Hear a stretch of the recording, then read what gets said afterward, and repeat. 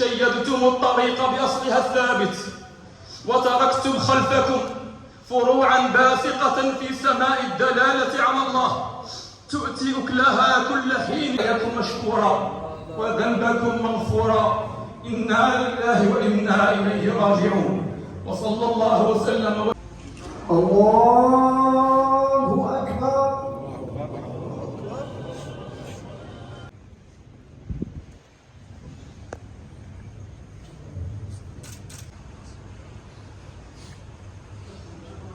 السلام